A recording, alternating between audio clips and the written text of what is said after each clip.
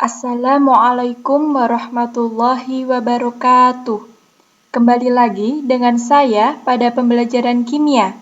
Kali ini kita akan memasuki bab baru, yaitu laju reaksi. Lebih lanjutnya, yuk kita bahas. Nah, coba kalian perhatikan, di sini ada dua gambar. Gambar apakah di atas? Ya, benar sekali. Gambar yang ada di sebelah kiri adalah gambar perkaratan besi. Sedangkan gambar yang ada di sebelah kanan merupakan gambar dari ledakan bom. Apa perbedaan dari kedua gambar di atas? Nah, pada perkaratan besi itu terjadi reaksi kimia yang berlangsung secara lama. Sedangkan ledakan bom itu terjadi reaksi kimia yang berjalan secara cepat. Nah, apa hubungannya kedua gambar ini dengan laju reaksi? Ya, benar sekali. Jadi, laju reaksi merupakan cepat lambatnya suatu proses kimia. Jadi, laju reaksi itu nantinya ada dua. Laju reaksi yang berjalan secara lambat, seperti perkaratan besi, dan laju reaksi yang berjalan secara cepat, seperti ledakan bom. Bisakah kalian menyebutkan contoh lain? Untuk pokok bahasan yang akan kita bahas pada bab ini, yang pertama ada konsep laju reaksi, yang kedua ada faktor-faktor yang mempengaruhi laju reaksi, dan yang ketiga penentuan perubahan laju reaksi. Yang pertama, kita akan membahas mengenai konsep laju reaksi. Apa itu laju reaksi? Pada dasarnya, reaksi kimia itu selalu melibatkan perubahan dari reaktan atau zat yang bereaksi menjadi produk atau zat hasil reaksi. Tahukah kalian, dari reaksi berikut ini, A plus B menjadi D, manakah yang termasuk reaktan? Ya, reaktan itu yang ada di sebelah kiri tanda panah. A dan B ini reaktan yang bereaksi dan D-nya itu produknya atau zat hasil reaksinya. Nah, jika kalian mereaksikan suatu senyawa, seiring berjalannya waktu, jumlah senyawa yang bereaksi akan semakin sedikit. Ini otomatis ya. Senyawa yang bereaksi itu pasti akan semakin sedikit. Sedangkan senyawa yang terbentuk itu akan semakin banyak. Ini yang D. Coba kalian perhatikan grafik laju reaksi berikut ini. Perubahan konsentrasi terhadap waktu. Nah, di awal reaksi, konsentrasi reaktan itu pasti banyak jumlahnya, ya kan? Jumlahnya besar. Kemudian seiring berjalannya waktu, konsentrasi reaktan itu akan berkurang menjadi sedikit. Beda dengan produk. Di awal reaksi, konsentrasi produk itu pasti akan sedikit. Kemudian lama-lama, seiring berjalannya waktu, dia akan semakin besar. Jadi grafiknya seperti ini ya. Oke, jadi definisi laju reaksi itu ada dua. Yang pertama, laju reaksi adalah laju berkurangnya konsentrasi reaktan tiap satuan waktu. Berkurangnya konsentrasi reaktan ya. Nih, konsentrasi itu tandanya tanda kurung ini, reaktan per satuan waktu. Atau juga bisa didefinisikan sebagai laju bertambahnya konsentrasi produk tiap satuan waktu. Nih, produk per T. Jadi apa satuan laju reaksi? Satuan laju reaksi adalah M per S. Apa itu M? Masih ingat ya? M di kelas 1 sudah kalian pelajari? Ya. Molaritas, yaitu jumlah mol zat terlarut tiap liter larutan. S-nya second atau detik. Coba kalian perhatikan bersama reaksi ini. A plus B menjadi C plus D. Nah, laju reaksi dapat dinyatakan sebagai berikut.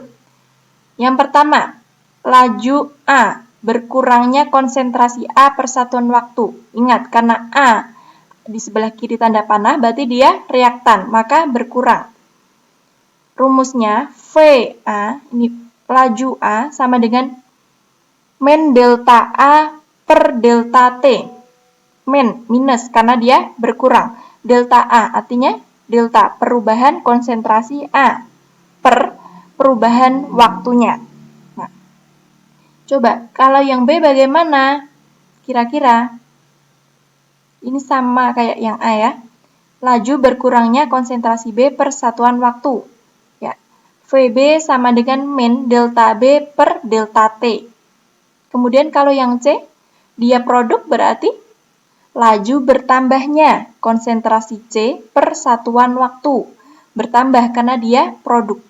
Maka rumusnya VC sama dengan plus. Karena dia bertambah berarti tandanya plus.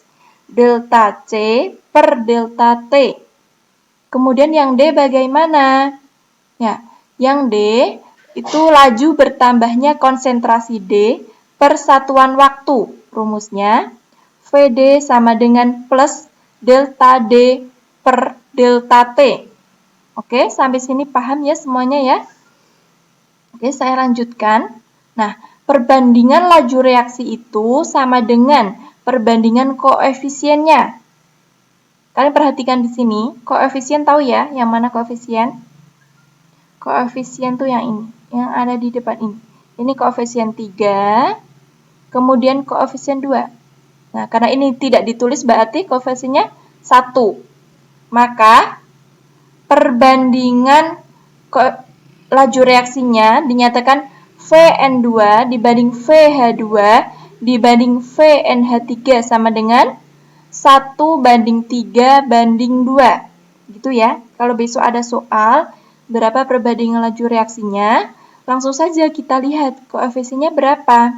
Itu tinggal dibandingkan.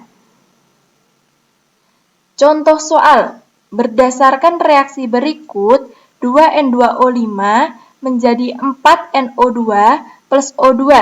Diketahui bahwa konsentrasi N2O5 berkurang dari 2 molar menjadi 1 molar dalam waktu 10 detik. Tentukanlah laju berkurangnya N2O5, laju bertambahnya NO2, dan laju bertambahnya O2. Nah, yuk kita bahas dari satu persatu. Yang pertama, kita tulis yang diketahui apa aja. Ini ya, persamaan reaksinya. Kemudian perubahan konsentrasinya berapa? 2M menjadi 1M. Perubahan waktunya berapa? 10 second. Ditanya, laju berkurangnya N2O5. Nah, kita masukkan rumusnya N2O5. Dia reaktan kan? Ada di sebelah kiri tanda panah. Nah, berarti Vn2O5 sama dengan minus, ingat karena dia berkurang, delta N2O5 per delta T. Nah, delta perubahan konsentrasi N2O5-nya berapa? Ya tinggal 2 molar kurangi 1 molar. Per perubahan waktunya berapa? 10 second. Tinggal dibagi. Ketemunya min 0,1 molar per second. Sebenarnya laju reaksi itu nilainya hanya ini ya. Tanda plus minus itu hanya menentukan dia itu bertambah atau berkurang. Kemudian yang kedua, ditanya laju bertambahnya NO2 berapa? Nah, kalau yang ini kita langsung saja menggunakan perbandingan koefisiennya. Nah, di sini perbandingan koefisien ya. Koefisien NO2 berapa? 4. Nah, koefisien N2O5 berapa? 2. Berarti 4 per 2 kali laju N2O5. Ini 4 per 2 kali tadi berapa? 0,1 ya. Nggak pakai minus karena itu hanya menandakan pertambahan atau pengurangan. Langsung 4 per 2 kali 0,1 sama dengan 0,2 molar per second. Sampai sini paham ya? Nah, kemudian di sini ada yang terakhir. Coba kalian kerjakan. Laju bertambahnya O2 berapa? Kalian kerjakan menggunakan perbandingan koefisiennya. Oke? Nah, oke, sampai sini pembelajaran hari ini. Apabila ada yang mau ditanyakan, saya persilahkan. Boleh japri, boleh tanya di grup WA. Langsung saja. Oke? Tetap semangat belajar kimia. Wassalamualaikum warahmatullahi wabarakatuh.